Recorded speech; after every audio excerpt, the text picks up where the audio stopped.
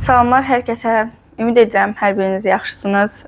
Hardasa bir 5 ay müddətdən sonra YouTube-a yenidən video atmaq qərarına gəldim. Bugün sizi daha doğrusu biraz bir tık geriyə aparacağım.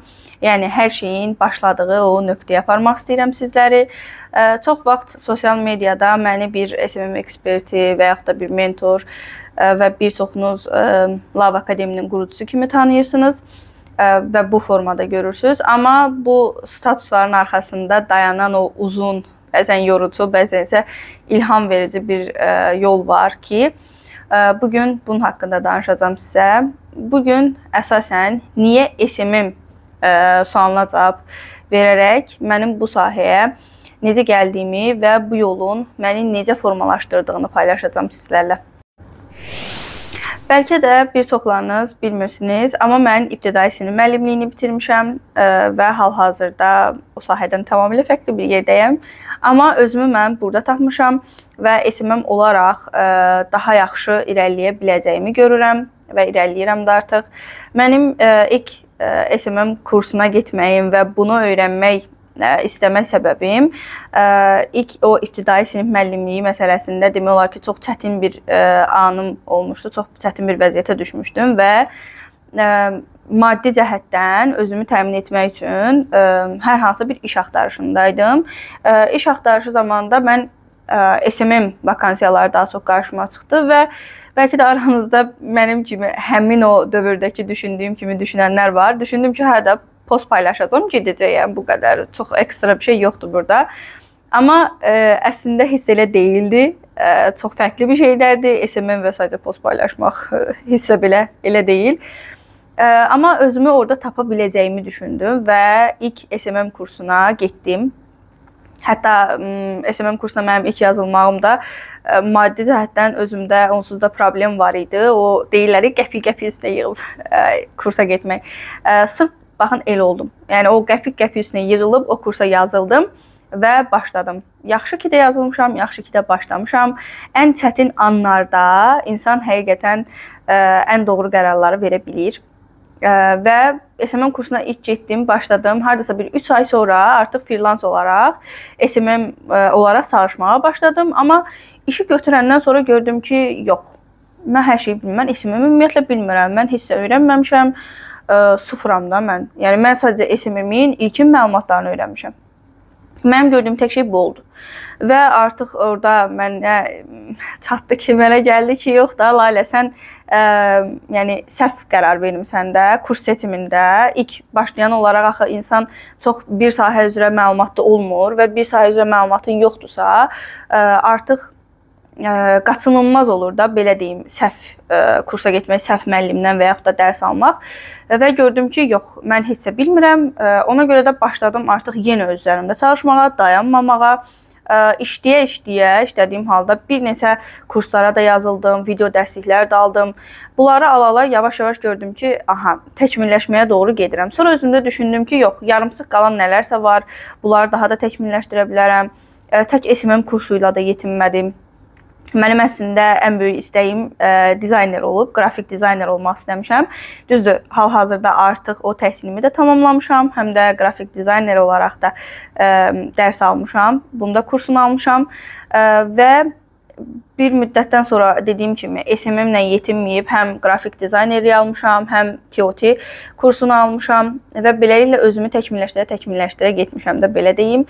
Və o bir an var ki, mən artıq gördüm ki, məsələn, SMM kurslarını gedirəm, SMM dərslərini alıram, amma yenə də yarımçıq qalan nələrsə var. Məsələn, reklam məsələsində görürəm ki, məndə boşluqlar var, reklamı yaxşı bilmirəm və artıq avtomatik çalışdım ki, əlimdən gəldiyi qədər bir neçə kursları aldım. Dedim ki, yəni sırf məsələn də ola bilər ki, bu müəllim yaxşı izah etməyib və yaxud da bu müəllim yaxşı bilmir, amma digəri yaxşı bilə bilər. Sırf ona görə ancaq SMM kursları aldım, araşdırdım, görüm hansında reklam dərsi var, reklam nələrdir, necə olur. Yəni buna görə bir çox reklam dərsləri də aldım və ən sonunda demək olar ki, bunu da təkmilləşdirdim özümdə. Artıq reklamı məndə SMM kursunun tərkibində də reklam dərsi keçilir. və artıq mən öz-özümə %100 deyirəm ki, FİSO-da hər şey tamamdır.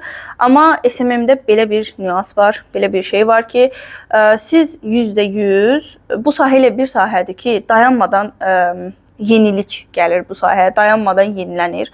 Ona görə də insan dayanmadan da öz üzərində çalışmalıdır, dayanmadan yeni biliklər öyrənməlidir, əldə etməlidir bu cəhətdən və mənim SMM kursunda hal-hazırki anda, hal-hazır alqoritmaya uyğun olaraq düşünürəm ki, bilmədiyim bir şey yoxdur.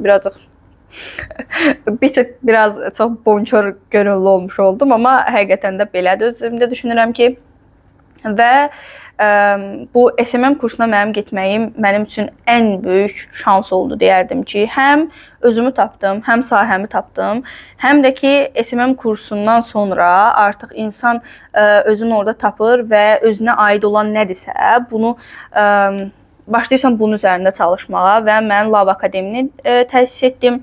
Lav Akademi daxilində də bir neçə dəfə SMM kursunu tədris etdim və beləliklə yavaş-yavaş mənim yolum SMM-dən başladı, amma hal-hazırki vəziyyət yeni SMM olaraq davam edirəm. Amma həm də təsisçi olduğum bir akademiya var, plus bundan yanaşı özümün götürdüyüm bir neçə dənə iş var. Burada bir dənə nüans var əslində. Bəlkə də məni izləyənlər olacaq, hər hansısa bir şirkətin və yaxud da bir təşkilatın rəhbəridir. Məsələn, mən düşünürdüm ki, mən SMM olaraq başlamışam bu işə, amma mən düşünürdüm ki, yox da, mən bir şirkətin sahibiyəm, mən başqa bir yerlərdə SMM olaraq işləməli deyiləm. Yəni, o bir tık, belə deyək də, o ego məsələsi var idi. Bu egonu da necə yendim? Mən şəxsi brend qurmurdum, sadəcə biznes brend daxilində gedirdim. Daha sonra bizdə müəllimlərimiz fəaliyyət göstərməyə başladı. SMM dərsini artıq mən tədris etmədim. Başqa bir müəllimimiz tədris etməyə başladı və burada mən şəxsi brendimi yavaş-yavaş qurmağa başladım. Şəxsi brend daxilində artıq mən o biznes brendin tərkibindən çıxdım. Bir təsisçi olmaqdan ən önəmlisi çıxdım və artıq bir şəxsi brendin rəhbəri oldum. Və beləliklə də şəxsi brend mənimdirsə, mən şəxsdən gedirsə əgər söhbət, mən burada artıq rahatçılıqla işimi görməyə başladım və bir neçə dənə iş götürdüm. Yəni, o biznes brendin daxilində özümü qısıtlayırdım. Həm də biraz egolu davrandığım üçün iş götürmürdüm və beləliklə mən bu işi götürmürəm deyə əslində beyin olaraq hər şeyi dayandırmışam. Dayandırmışam deyə mənə heç iş də gəlmirdi. Artıq bir müddətdən sonra o şəxsi brendi ki qurdum, hal-hazırda 5 şirkətlə işləyirəm, plus öz Lav Akademini də mən idarə edirəm.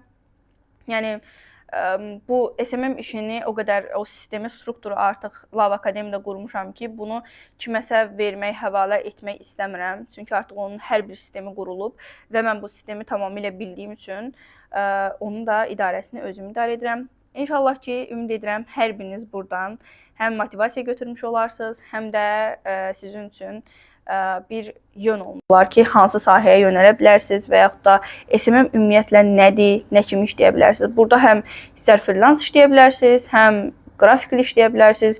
Bir neçə dənə işi də istədiyiniz kimi götürə bilərsiniz. Hər birinizə uğurlar arzu edirəm. Sağ olun.